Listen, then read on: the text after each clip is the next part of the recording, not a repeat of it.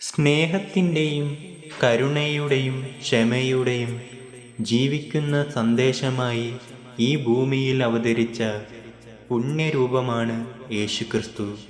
കേവലം ഒരു മതത്തിൻ്റെ അതിരുവരമ്പുകൾക്കുള്ളിൽ ഒതുങ്ങുന്നതല്ല അവിടുത്തെ പഠിപ്പിക്കലുകളും, മറിച്ച് ലോകമെമ്പാടുമുള്ള കോടിക്കണക്കിന് മനുഷ്യരുടെ ഹൃദയങ്ങളെയും ചിന്തകളെയും മാറ്റിമറിച്ച പ്രകാശഗോപുരമാണത്.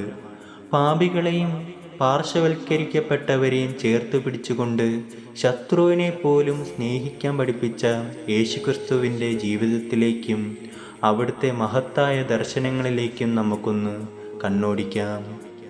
യേശുക്രിസ്തുവിൻ്റെ ജനനം റോമൻ സാമ്രാജ്യത്തിൻ്റെ ഭാഗമായിരുന്ന യഹൂദിയിലെ ബെത്ലഹേമിലാണ് യേശുക്രിസ്തു ജനിച്ചത്. EC 1-ാം നൂറ്റാണ്ടിൻ്റെ തുടക്കത്തിൽ മാതാവ് മേരി മറിയം. പ്രധാന മേഖല: നസ്രയത്തിൽ വളർന്ന യേശു തൻ്റെ 30-ാമത്തെ വയസ്സിലാണ് പരസ്യ ജീവിതം ആരംഭിക്കുന്നത്. ഗലീലയിലും യഹൂദിയിലുമായി അദ്ദേഹം ദൈവരാജ്യത്തെക്കുറിച്ച് പ്രസംഗിക്കുകയും രോഗികളെ സുഖപ്പെടുത്തുകയും ചെയ്തു. പഠിപ്പിക്കലുകൾ: സ്നേഹം, കരുണ, ക്ഷമ, ദൈവത്തോടും സഹജീവികളോടുമുള്ള സ്നേഹം എന്നിവയായിരുന്നു യേശുവിൻ്റെ പ്രധാന അധ്യാപനങ്ങൾ.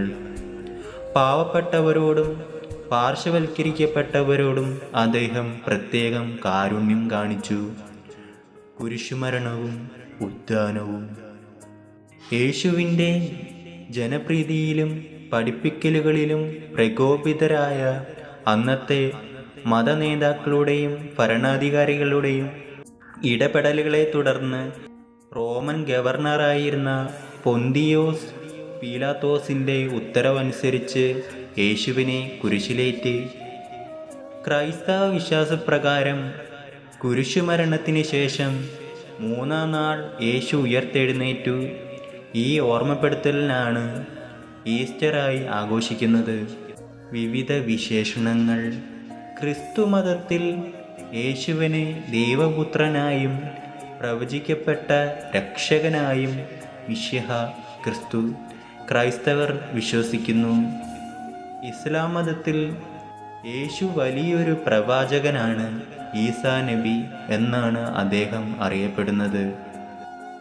ആദ്യകാല ജീവിതം: നസ്രയത്ത് എന്ന ഗ്രാമത്തിൽ ഒരു തച്ചനായിട്ടാണ് യേശു തൻ്റെ ജീവിതത്തിൻ്റെ ഭൂരിഭാഗവും ചെലവഴിച്ചത്. അതിനാൽ അദ്ദേഹം നസ്രയനായ യേശു എന്നും അറിയപ്പെടുന്നു. അദ്ദേഹത്തിൻ്റെ പരസ്യജീവിതം: ഏകദേശം 30-ാമത്തെ വയസ്സിൽ യോഹന്നാൻ സ്നാപകനിൽ നിന്ന് ജ്ഞാനസ്നാനം സ്വീകരിച്ച ശേഷമാണ് യേശു തൻ്റെ പ്രബോധനങ്ങൾ ആരംഭിക്കുന്നത്.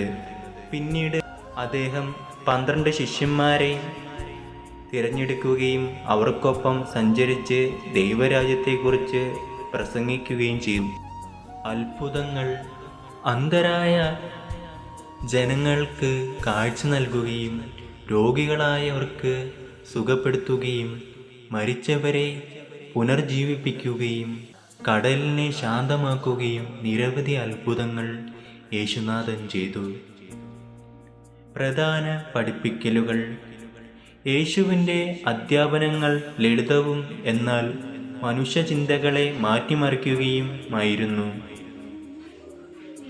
യഹൂദ നിയമങ്ങളുടെ ആചാരങ്ങളിൽ മാത്രം ഒതുങ്ങാതെ മനുഷ്യൻ്റെ മനസ്സിൻ്റെ ശുദ്ധിക്കാണ് അദ്ദേഹം മുൻഗണന നൽകിയത്.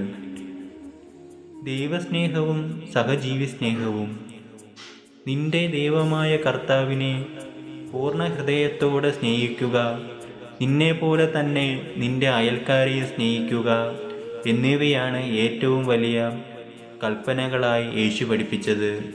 ശത്രുക്കളെ സ്നേഹിക്കുക, നിങ്ങളെ ഉപദ്രവിക്കുന്നവർക്ക് വേണ്ടി പ്രാർത്ഥിക്കാനും നിങ്ങളെ വെറുക്കുന്നവരെ പോലും സ്നേഹിക്കാനും അദ്ദേഹം ആഹ്വാനം ചെയ്തു. മലയിലെ പ്രസംഗം: യേശുവിൻ്റെ ഏറ്റവും പ്രശസ്തമായ പ്രഭാഷണമാണിത്. അഷ്ടഭാഗ്യങ്ങൾ: എളിമയുള്ളവർക്ക് കരുണയുള്ളവർ, സമാധാനം സ്ഥാപിക്കുന്നവർ, നീതിക്കു വേണ്ടി പീഡിപ്പിക്കപ്പെടുന്നവർ എന്നിവർ അനുഗ്രഹീതരാണെന്ന് വ്യക്തമാക്കുന്നു.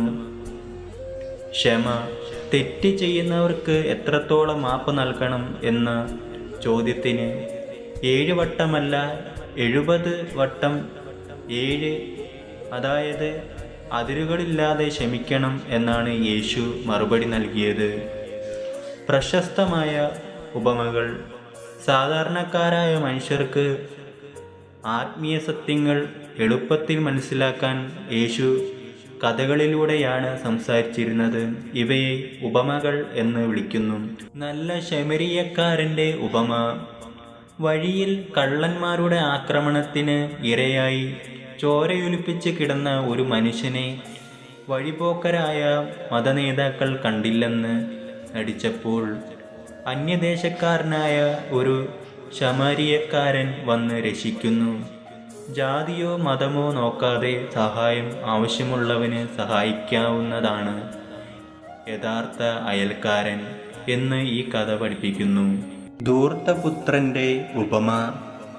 പിതാവിൻ്റെ സ്വത്തുമായി പോയി അതെല്ലാം ധൂർത്തടിച്ച് നശിപ്പിച്ച് ഒടുവിൽ പശ്ചാത്തപിച്ച് തിരിച്ചു വരുന്ന മകനെ സ്നേഹത്തോടെ കെട്ടിപ്പിടിച്ച് സ്വീകരിക്കുന്ന ഒരപ്പൻ്റെ കഥയാണിത്.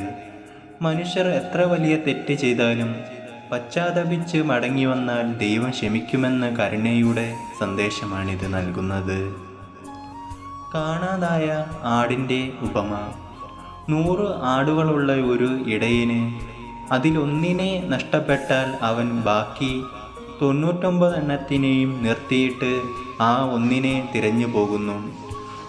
വഴിതെറ്റിപ്പോകുന്ന ഒരു പാപിയുടെ മാനസാന്തരത്തിൽ സ്വർഗം എത്രത്തോളം സന്തോഷിക്കുന്നു എന്ന് ഇത് കാണിക്കുന്നു. വിതക്കാരൻ്റെ ഉപമ.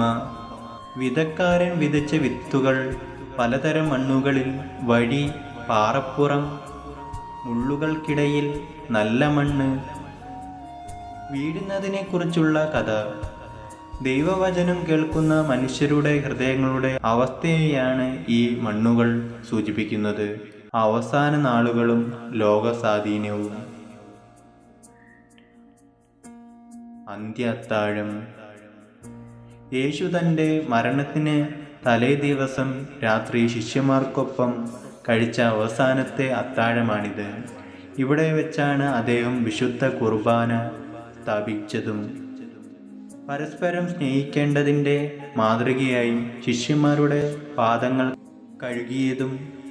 ക്രൂശീകരണം. രാഷ്ട്രീയ മതപരമായ കാരണങ്ങളാൽ റോമൻ ഭരണകൂടം അദ്ദേഹത്തിന് മരണശിക്ഷ വിധിക്കുകയും ഗോൽഗോഥ കുന്നിൽ വെച്ച് കുരിശിലേറ്റുകയും ചെയ്തു. സ്വാധീനം. യേശുവിൻ്റെ ജീവിതവും സന്ദേശവും ലോകചരിത്രത്തെയും സംസ്കാരത്തെയും ആഴത്തിൽ സ്വാധീനിച്ചു. ലോകത്തിലെ ഏറ്റവും കൂടുതൽ ആളുകൾ പിന്തുടരുന്ന മതമായി ക്രിസ്തുമതം മാറുകയും പാശ്ചാത്യകാല സാഹിത്യം, നിയമവ്യവസ്ഥ, കലണ്ടർ BC AD അല്ലെങ്കിൽ BC CE എന്നിവയെല്ലാം യേശുവിൻ്റെ ജനനത്തെ അടിസ്ഥാനമാക്കി രൂപപ്പെടുകയും ചെയ്തു. കാലങ്ങൾ എത്ര കടന്നു പോയാലും ലോകം എത്ര മാറിയാലും യേശുക്രിസ്തു പകർന്നു നൽകിയ സ്നേഹത്തിൻ്റെയും ക്ഷമയുടെയും സന്ദേശങ്ങൾക്ക് ഇന്നും പ്രശസ്തിയേറുകയാണ്.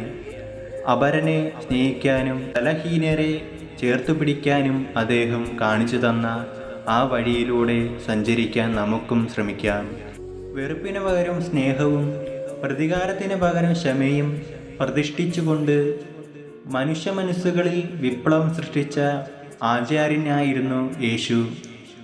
കുരിശിലെ ആത്മത്യാഗത്തിലൂടെ അദ്ദേഹം ലോകത്തിന് കാട്ടിക്കൊടുത്തത് സ്നേഹത്തിൻ്റെയും പരകോടിയാണ്. ആ പ്രബോധനങ്ങൾ നമ്മുടെ ജീവിതത്തിലും വെളിച്ചമാകട്ടെ എന്ന് പ്രാർത്ഥിച്ചുകൊണ്ട് നിർത്തുന്നു. യേശുക്രിസ്തുവിൻ്റെ ജീവിതത്തെക്കുറിച്ചുള്ള ഈ വിവരണം നിങ്ങൾക്ക് ഇഷ്ടമായെന്ന് കരുതുന്നു.